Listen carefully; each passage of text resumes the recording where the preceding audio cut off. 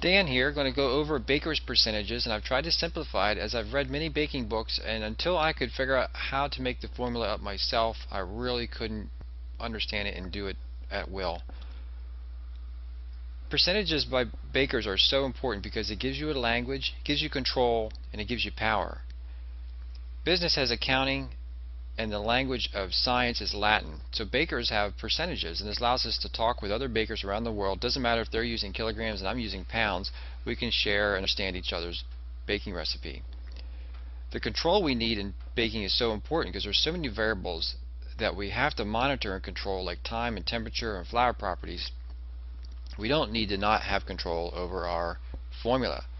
And consistent formula is going to help and consistent results for any given action. This is only so necessary when growing and learning as a baker. The only way to master baking is to be able to control your variables. It's a kind of a misconception that great bakers will throw together bread without measuring it. While that may be possible, they don't do it. They measure, even if they've made a recipe 1,000 times, they're going to measure it even by volume and weight, but they're going to measure it. And unless you're just making the same bread with the same weight over and over again with the same ingredients, and yeah, you can do that, but that's generally not what drives a baker. They want to master new breads and different grains and try different percentages of waters or amounts of water in their dough to see what tastes best, and this will allow you to do that. So let's get started. Word of warning, there is a little bit of math, maybe a lot of math, but I'm going to go over the math I think slowly, and you can stop the video anytime and kind of refresh yourself. You need to know that there are 454 grams in a pound. The way I like to write this is this way, because if I know the pounds in this bottom formula, then I can figure out and solve for the grams. So we'll see later how that comes into play. Algebraically, it's important to know that these are all the same, written three different ways, or this, or this. There's three different ways to have the number 6. 2 times 3 written three different ways. Something to know. If I want to figure out how many ounces are in a pound, but I only have the fraction of a pound, I multiply by the 16 ounces that are in a pound. So for example, if I know I have 0.4 pounds of dough, I multiply it by 16 to get that I have 6.4 ounces of dough. So here's our formula. The total dough weight is equal to the flour, the water, salt, and yeast. In this example, I'm using a straight yeasted dough. The yeast is instant. So it's pretty intuitive that my total dough weight is equal to my ingredients. I write it this way. Total weight is equal to the flour plus the water plus the salt plus the yeast. Now I know the total dough weight before going into baking, but I don't know any of the other variables, and I can't solve an equation with more than one variable. Bakers put everything in terms of flour. They simplify the formula in terms of flour. So flour is 100%, and then therefore the water is whatever percent by weight of the flour. This makes sense because flour is always the heaviest element in the recipe. So if that's 100%, then it's easy to make the water a lower percentage rate. You could make the formula in terms of water, and you could have the same, you could do the same fine, but that's not what bakers around the world do. So we want to use the equation that they do. So flour is 100%, and the weight of the water in a recipe in my example here is 70% of the weight of the water is, 70% of the weight of the flour is equal to the weight of my water. 2% of the weight of the flour is equal to the weight of the salt. And 2% is a pretty common, that's pretty standard. Some use 1.8, but it's around 2.2% salt to flour.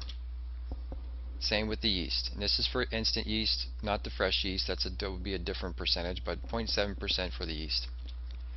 So my total weight is equal to my flour plus my 70% weight of the flour plus my 2% weight of the flour plus my 0.7% weight of the flour. Could be written like this, which can be written like that. To solve for flour or solve for F, I give the example that if you know the formula 4 plus x plus 2x, you pull out the 1 that's in front of the x and the 2 that's in front of the second x, and you have 4 is equal to 1 plus 2 times x. To solve for x, it goes to the other side of the equal sign and goes in the denominator, and if you write it like you say it, it's x equals 4/3. So I'm going to do the same thing with our formula. I'm going to pull out the numbers, the 1 in front of the first f, the 0.7, the 0.02 for 2%, the 0.0007 for the 0.7% of the yeast.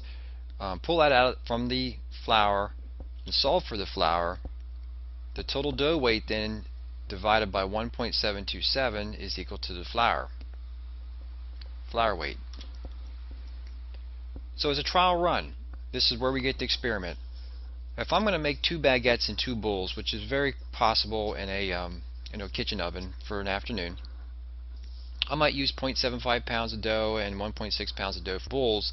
The baguettes aren't going to be really long on my kitchen oven, so I can't use like a 1 1/4 pound or something. So this might work out just fine. 1.6 pounds of dough after it's baked is going to be like 1.4 pounds of bread when it's after it's baked.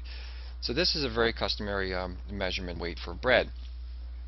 So I know then my total dough weight, by adding and multiplying those numbers, to be 4.7 pounds. So here's my formula, and my total dough weight, solve that equation for flour, and my flour then is 4.7 pounds divided by that 1.727, which is 2.72 pounds. So now I can go back and figure out for my water. As a side note, I solved this 0.72 pounds because conceptually I always have 100. I don't know what 0.72 pounds is. I mean, I know it's about a half a pound and less than a full pound, but by multiplying by 16 I can know it's 11.5 ounces. So I'll know I'll need 2 pounds, 11.5 ounces of flour. And my water, I solve for that, multiply it by 2.72 times 2.7, and I get 1.9. That's how much water I need. Do the same thing with the salt. The thing when you get into these smaller amounts, like in the salt and yeast, 0.0544 pounds isn't very useful. So I turned it into grams. There's 454 grams in a pound.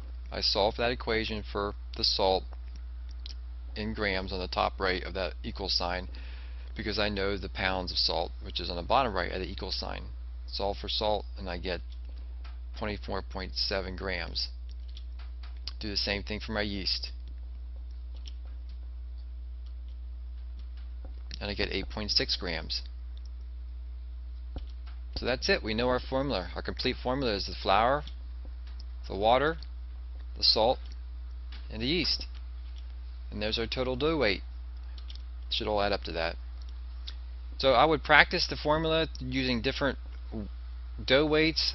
Know how you got the formula, and just enjoy it. Adjust the bread as you like with the formula. You can change the percentages all you want, and enjoy your new skill.